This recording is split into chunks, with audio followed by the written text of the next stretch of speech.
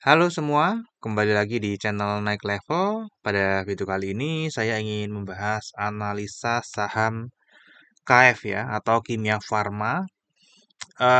Ini sudah rilis laporan kuartal 1 2023 tanggal 2 Mei dan hari ini tanggal 19 Mei. Harganya turun 3,05% atau ke harga 795 per lembar saham. Untuk kinerja harga sahamnya sendiri ini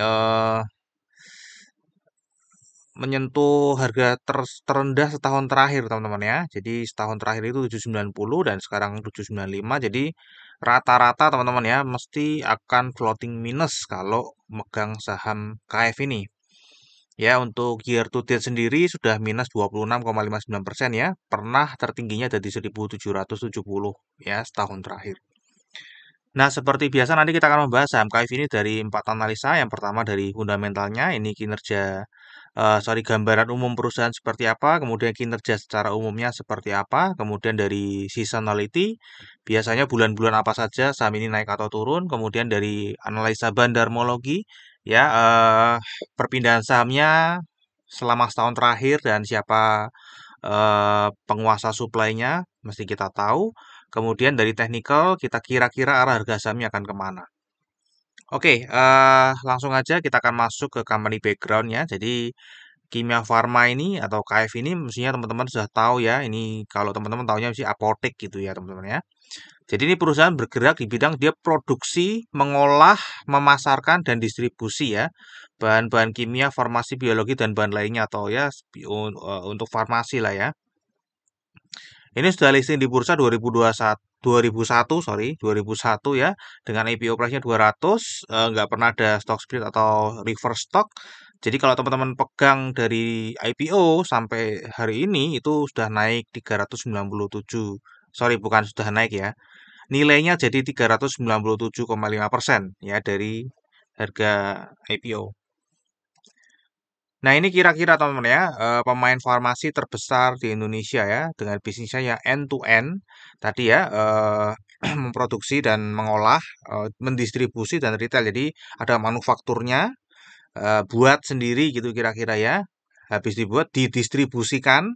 Dia mendistribusikan 30.000 channel dan dia sendiri juga memiliki retail untuk yang langsung menjual ke end user, namanya Apotek Kimia Farma. Ya, jadi kira-kira seperti itu bisnisnya teman-teman ya. Oke, kita akan masuk ke kinerjanya untuk kinerja tahunan dulu teman-teman ya. Ini sebenarnya cenderung naik ya, pendapatannya ini bagus sekali, namun di 2022 ini terjadi penurunan baru ya, new drop, jadi ini baru turun di tahun 2022. Laba kotornya pun juga demikian ya. Ini sebelum COVID aja sebenarnya sudah naik ya teman-teman ya. Secara pendapatan ini naik terus ya. Untuk laba usahanya ini cenderung naik terus, namun kalau dicek teman-teman laba bersihnya di sini itu 2019, 2020 cenderung turun, kemudian 2021 naik dan 2022 ini malah merugi teman-teman ya. Nah, kalau kita cek ya, untuk beban pokok penjualannya sendiri sebenarnya cukup stabil bahkan cenderung turun. Ya, untuk beban usahanya ini yang naik ya. Jadi sejak 2019 beban usahanya ini naik ya. Nah, saya nggak cek lebih dalam kenapa beban usahanya naik, ya. Dan ada beban lain-lain ini juga naik 2 kali lipat, ya. Eh, Kalau beban lain-lain ini adalah beban keuangan ya, jadi pembayaran bunga atas hutang teman-teman ya, naik. Jadi kemungkinan ada penambahan hutang ya. Jadi ada dua penyebabnya teman-teman ya, ini dan ini yang naik. Dan untuk laba bersihnya ya di 2022 itu akhirnya minus negatif karena laba usahanya nggak cukup untuk memenuhi eh, bunga bank ya. Jadi untuk bayar bunga bank aja, terus bayar pajak, jadi rugi teman-teman ya. Nah, ini kinerja kuartal 1 2023 ya update. Kalau kita lihat kinerjanya kuartal 1 dibandingkan 4 tahun terakhir ini ya biasa-biasa aja ya teman-teman, ini nggak terjadi pertumbuhan lagi. Ya berhenti sejak COVID ya. Jadi kuartal 1 ini COVID dia stagnan di sini ya pertumbuhannya ya. Laba kotornya pun juga demikian ya. Pertumbuhannya terhenti ya. Pertumbuhannya terhenti untuk laba usahanya ini malah bahkan cenderung turun lagi ya. Dan laba bersihnya cenderung malah menurun. Ya, meskipun di kuartal 1 2023 sudah mulai bangkit lagi ya, teman-teman ya. Namun ini masih belum setinggi sebelum 2019 ya, di mana tadi ada beban usaha yang naik signifikan, kemudian ada beban keuangan yang naik signifikan. Nah, ini untuk struktur pendapatannya juga nggak jauh beda, teman-teman ya, nggak jauh beda dari yang tadi ya, sama aja. Kemudian ini secara nominalnya pendapatannya ini naik 1,9%, jadi hampir hampir nggak ada pertumbuhan ya, hanya 1,9%. Kemudian laba kotornya naiknya 14% karena beban pokok penjualnya ini berhasil turun. Ya, untuk beban usahanya ini juga turun, sorry naik ya, naik sehingga laba usahanya mengecil ya dari laba kotor. Ya, untuk beban lain-lainnya ini turun tipis ya, jadi 110 miliar. Jadi kalau kita lihat laba usahanya 120 miliar ya. Beban lain-lainnya yang di mana ini didominasi oleh beban keuangan itu 110 miliar. Jadi labanya ini habis hampir hampir semuanya habis untuk membayar beban bunga, beban keuangan. Ya, sehingga laba bersihnya tersisa sedikit sekali, teman-teman ya. Meskipun di sini naiknya cukup signifikan ya, dari 3 miliar. Teman-teman bayangin ya, dari omset 2,2 triliun, profitnya cuma 3 miliar ya, dan ini naik jadi 25 miliar. Ya, jadi ini kecil sekali. Nah, untuk valuasinya sendiri, price to book value pada saat video ini dibuat adalah 0,54 dan pairnya ya tadi ya, karena kecil sekali, eh, maka pairnya jadi sangat tinggi ya teman-teman ya. Kalau kita bandingkan ini PBV memang terendah ya, sejak 2010 ini adalah PBV terendah 0,54.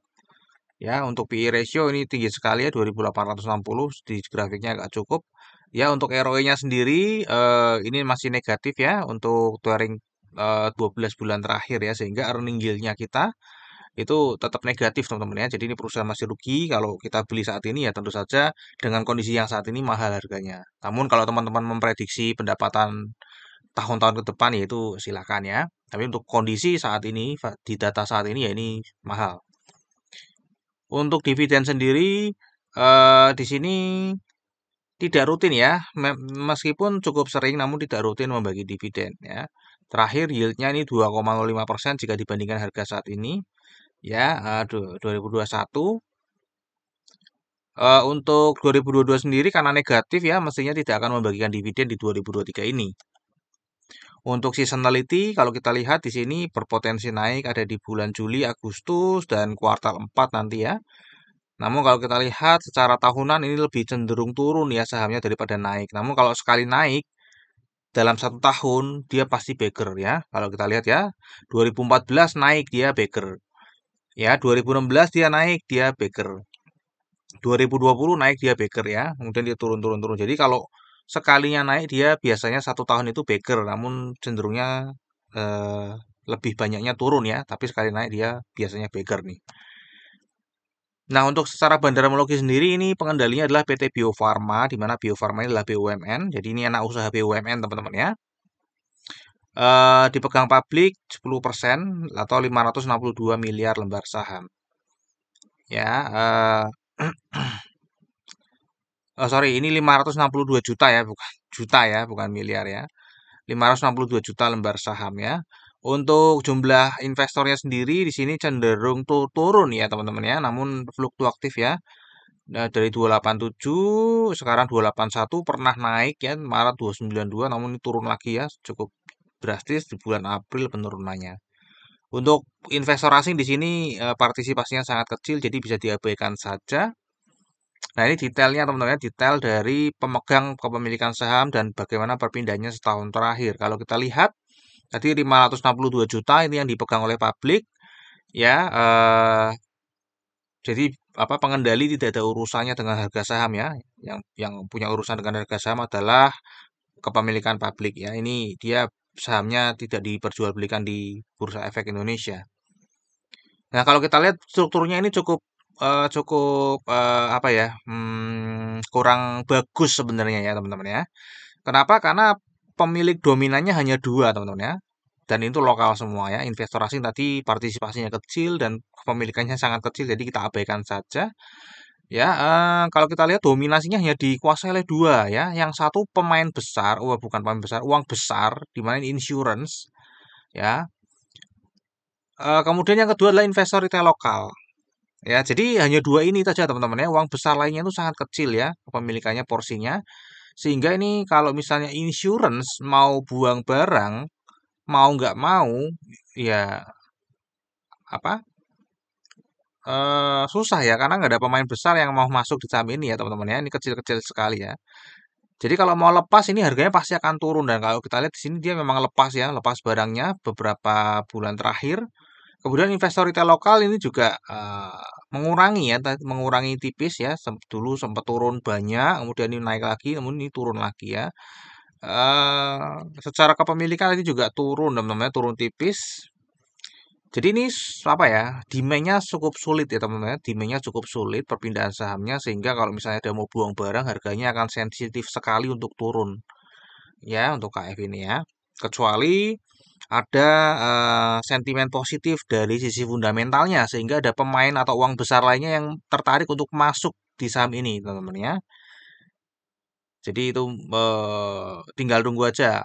Menariknya di situ kan. Tapi selama kinerjanya masih biasa-biasa aja, bahkan cenderung merugi karena hutangnya tadi naik, beban bunganya naik.